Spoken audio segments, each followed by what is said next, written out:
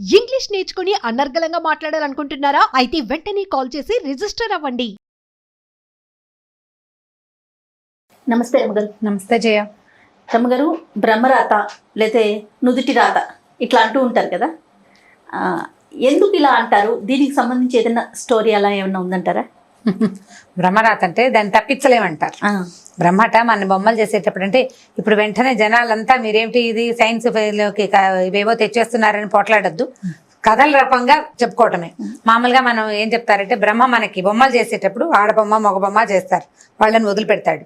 ఇక్కడున్న ఆడబొమ్మకి ఎక్కడో ఒక మగబొమ్మతోటి కనెక్షన్ అంటే భార్యాభర్తలు అయ్యేందుకు కనెక్ట్ చేస్తాడని చెప్పుకుంటాం.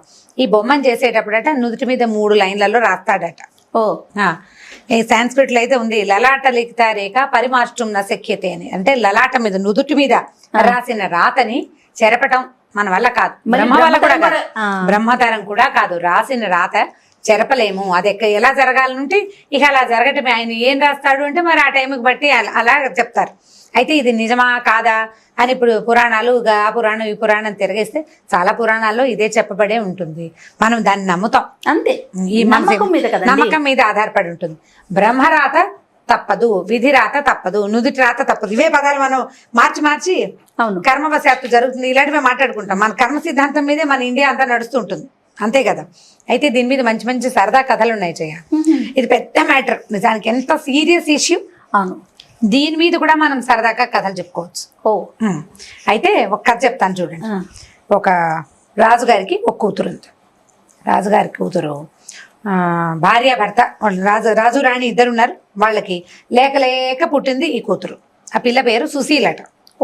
అయితే ఏంటంటే రాజుగారికి ఒక మేనల్లుడు ఉన్నాడు, రాణి గారికి కూడా ఒక మేనల్లుడు ఉన్నాడు. అంటే రాజుగారికి చెల్లెలు కొడుకు, రాణి గారికి ఒక అక్క కొడుకు ఉన్నారు. ఈ కొంతకాలానికి పిల్ల కాస్త పెద్దదైంది, 14 ఏళ్ళు అలా వచ్చినాయి. వస్తే ఏమైందంటే రాజుగారు అన్నాడు, పిల్లకి 14 ఏళ్ళు వచ్చినాయి, ఇంకా పెళ్లి చేసి మనం అల్లునికి రాజ్యం ఇచ్చేసేద్దామోయ్ అని చెప్పాడు.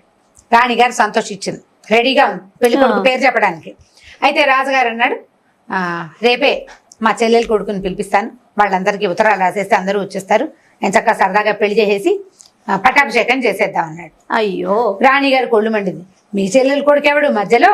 నేను పుట్టింట్లో పురుడు పోసుకున్నాను, అప్పుడే మా అన్నయ్యకి చెప్పాను, మా అన్నయ్యకి మాట ఇచ్చాను మీ అబ్బాయికి నా పిల్లనిస్తానని. వాళ్ళే నేను మన పిల్ల పుట్టంగానే మా అన్నయ్య గారి అబ్బాయికి మనసులోనే ఊహించుకుని పట్టాభిషేకం చేసేసుకున్నాను, కాబట్టి నా పిల్లని నేను మా అన్నయ్య కొడుకే ఇస్తాను. కాదు రమ్మగారు, రాజరికాల్లో కూడా ఇలా ఉన్నాయా? ఉండేవి, ఎందుకు ఉండవు? ఒకతే పిల్లుంది. జనరల్ గా మనం మామూలు మన లైఫ్ స్టైల్లో చూస్తాం. మన ముందు తరాల వాళ్ళు ఖచ్చితంగా మేనరికాలకే ఇచ్చి చేసుకునేవాళ్ళు, బయటికి ఇవ్వకుండా. కానీ రాజుల్లో కూడా అంటే జానపద గాథల్లో అంటే ఇప్పుడు ఎలా అంటే ఒకతే పిల్ల ఉందనుకో జయ రాజుగారికి, ఇప్పుడు పిల్లని ఎవరో బయట వాడు ఎవడికో ఇస్తే వాడెవడికో రాజ్యం పోకుండా తమ రక్త సంబంధం తమకి సంబంధించిన వాడికి ఇస్తే తమ వంశానికి ఇబ్బంది లేకుండా ఉంటుందని ఫీల్ ఉంటుంది కదా, బంధువులకి చుట్టుపక్కలకి ఇబ్బంది లేకుండా ఉంటుంది. దానికోసం వాళ్ళు ఆలోచించారు. రాజుగారికి నచ్చల.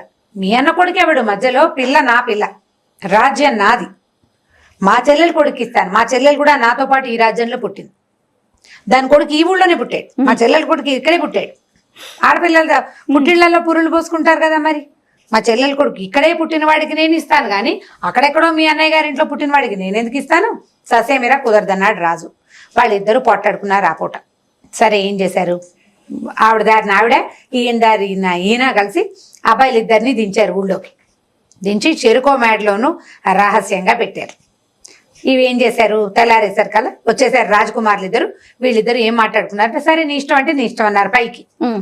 ఈ పెళ్లి టైంకి ఎలాగోలాగా పెళ్లి కొడుకుని మార్చేయాలని ఆయన అనుకున్నాడు, ఈవిడ అనుకుంది.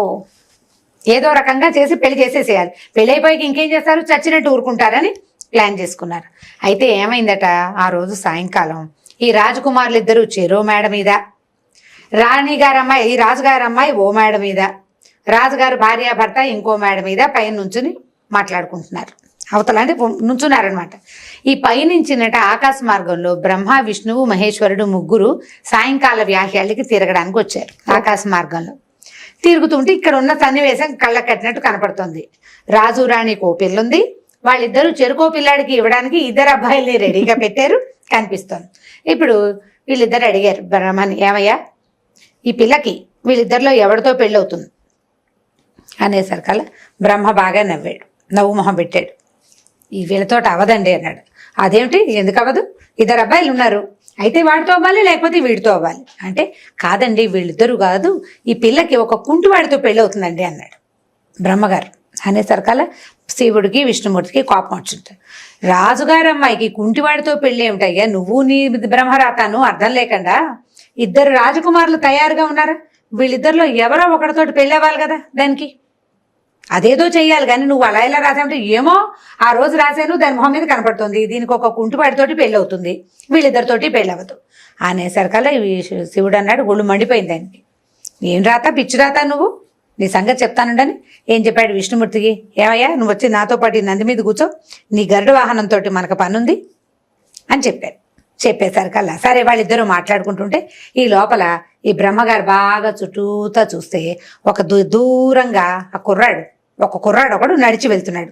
వాడు ఏంటంటే కుంటివాడు, ఇట్లా గూనిగా వంకరగా ఉన్నాడు. వాడేనండి ఈవిడ పెళ్లి కొడుకు అన్నాడు. మహేశ్వరుడికి విష్ణువుకి చెప్పాడనమాట. ఆ వెళ్తున్న కుంటివాడే ఈ పిల్ల తాలూకు పెళ్లి కొడుకు అంటే, ఓరి నీ పని పాడుగాను, వీళ్ళిద్దరిని వదిలేసట పిచ్చివాడితోటి పెళ్లి కుదురుస్తావా, వాడు చూడు ఎంత అసహ్యంగా ఉన్నాడో, మట్టి కొట్టుకుని వాడికి ఇస్తావుటయ్యా ఈ రాజుగారు అమ్మాయిని అంటే, నాకు తెలియదు, మొహం మీద రాశాను కనపడుతోంది, వాడే పెళ్లి కొడుకు అనగానే మహేశ్వరుడు అన్నాడు, ఇదే మనం చేయాల్సిన పని, నువ్వు రా, నువ్వు వచ్చిన అన్ని మీద కూర్చొని గరుత్మంతుడికి ఏం చెప్పాడంటే, ఒరే గరుడ తొందరగా వెళ్ళి ఈ కుంటివాడు ఉన్నాడే వీడిని 7 సముద్రాల అవతల అడవిలో పడేసిరా, వాడిని అక్కడ పడి వచ్చేసేయి నువ్వు అన్నారు. అనగానే గరుత్మంతుడు ఏం చేశాడు, విష్ణుమూర్తి దిగ్గానే గరుత్మంతుడు రయ్యమని పరిగెత్తుకుంటూ వెళ్ళి 2 కాళ్లతోటి ఈ కుంటివాడిని పట్టుకుని తీసుకెళ్లి 7 సముద్రాల అవతల ఉన్న ఒక చిట్టడవిలో పడేసేసాడు. అయిపోయింది. ఇక ఇప్పుడు పెళ్లి కొడుకులు వీళ్ళిద్దరే రెడీగా ఉన్నారు. 3వ పెళ్లి కొడుకు బ్రహ్మగారు ప్రపోజ్ చేసిన కుంటివాడు అక్కడ లేదు, ఇంకా ఆప్షన్ లేదు, ఇక వీళ్ళిద్దరే మిగిలారు. అక్కడి నుంచి ఏమైంది, రాత్రికి అంతా పెళ్లి సన్నాహాలు జరుగుతున్నాయి, అంతా కోలాహలంగా ఉంది. తెల్లవారుజామున మన విష్ణు మహేశ్వరులు ఇద్దరు చూసుకున్నారు ఏమైంది ఈ పిల్ల పెళ్లి. ఈ లోపల సరే బ్రహ్మ అన్నాడు, మీరు అక్కడెక్కడో పడేశారు కదండి, మీరు ఎక్కడ పడేసినా దాని మొహాన్న గీత ప్రకారమే అవుతుంది అన్నాడు. ఎలా అవుతుందో చూస్తాం. ఈ పిల్ల అక్కడికి వెళ్ళలేదు, ఆ పిల్లాడు ఇక్కడికి రాలేడు, వాడికి అసలే కుంటి 7 సముద్రాల అవతల గరుకుమంతుడు కాబట్టి తీసుకెళ్లి పడేసాడు. కానీ ఎవరైనా ఎలా వెళ్తారు, ఒకరికి మనిషి వచ్చే వీలు లేదు. ఈ లోపల పాపం అక్కడ వాడిని నిద్ర లేచి చూసుకుని ఇక్కడ ఉన్నానని అలో లక్ష్మణ అని ఏడుస్తుంటే ఈ పై సంచారం తిరుగుతున్నారు కదా దేవతలు, వాళ్ళు అంటున్నారు, అయ్యో పాపం పిచ్చి వెధవా, వీడిని తెచ్చి ఇంత దూరం పడేసాము, వాడికి అన్నం పెట్టకపోతే ఎట్లా, అందుకని గరుడ ఆ రాజుగారి ఇంట్లోకి వెళ్ళి అక్కడ ఏదైనా ఆహార పదార్థం కనబడితే తీసుకెళ్లి వాడికి పడేవయ్యా అన్నారు. సరే గరుకుమంతుడు ఏం చేశాడు, ఆ రాజుగారి అంతఃపురంలోకి వెళ్ళాడు. అక్కడ ఇంతంత గూన కావిళ్ళు ఉన్నాయి. కావిళ్ళు అంటే ఇప్పుడు మనం పెళ్లిళ్ళకి కావిళ్ళు ఇస్తాం కదా, పెద్ద పెద్ద చేసుకుంటారు, అటో బుట్ట ఇటో బుట్ట పెట్టి కావిళ్ళు పెడతారు. ఈ పెళ్లిళ్ళలో ఏంటంటే సారి పెట్టడానికి పువ్వులని, పళ్ళని, స్వీట్లు, హాట్లు అవన్నీ ఈ మధ్య ఏదో సినిమాలో కూడా చూపించారు. పాత రోజుల్లో ఉండేవి.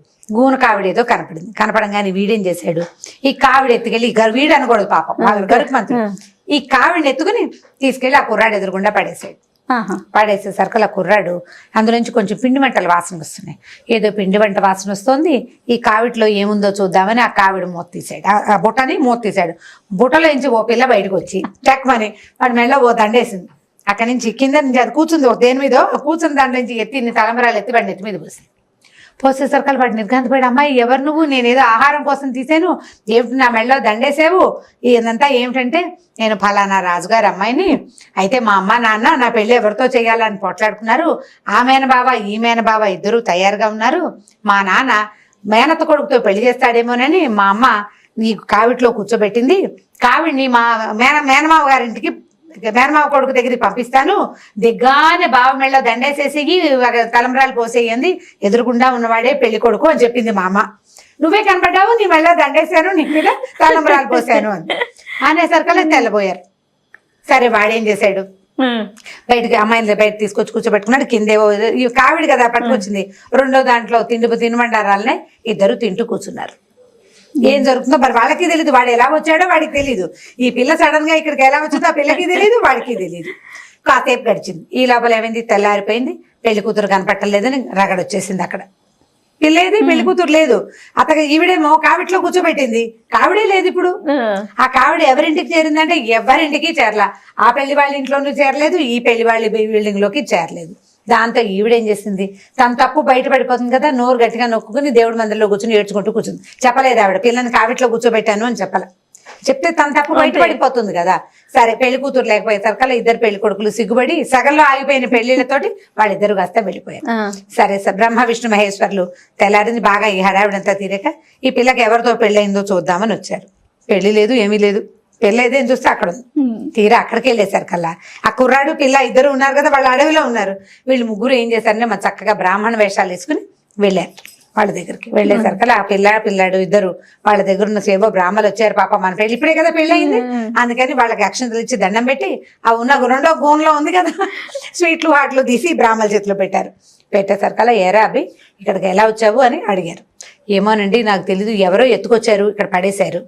రాత్రంతా ఒక్కడనే ఉన్నా, చీకట్లో ఆకలిస్తోంది అనుకున్నాను. పొద్దున్నే ఏదో కావిడ వచ్చి పడిందండి, అందులో స్వీట్లు ఉన్నాయని ఓపెన్ చేస్తే అందులో పిల్ల వచ్చిందండి బయటికి. అదేమో దండేసింది. రాజుగారు అమ్మాయిట, ఈ రాజుగారు అమ్మాయి నేనేం చేస్తాను, ఈ అడవిలో ఏం చేయాలో తెలియట్లేదు అని చెప్పాడు.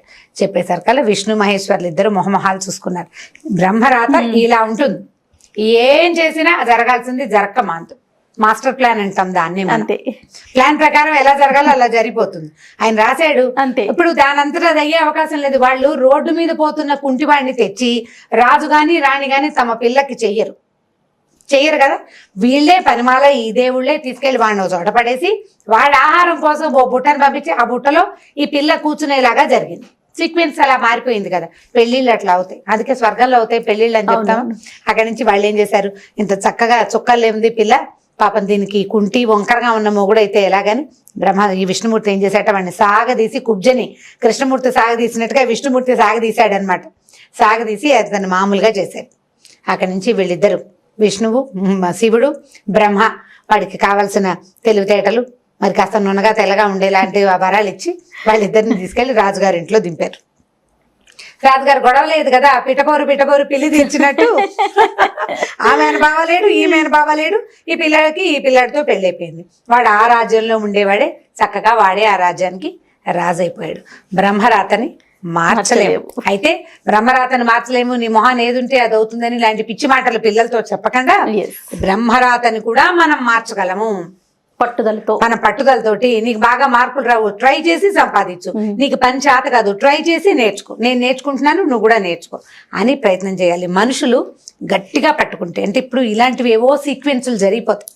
కానీ సాధారణమైన వాటి అన్నిటికీ మన భ్రమరాత ఇంతే నుదుటిరాత ఇంతేనని పిచ్చిగా అనుకోకూడదు, నెగిటివ్ గా తీసుకోకూడదు. ప్రయత్నం చేసి ముందుకి వెళ్ళాలి. ఈ కథ సరదాగా చెప్పుకోవడానికి బాగుంటుంది, మనం తెలుసుకోవడానికి మొదటిది. పిల్లలు చెప్పడానికి బాగుంది కదా, బట్ దీన్ని ఒరవడిగా తీసుకోకూడదు.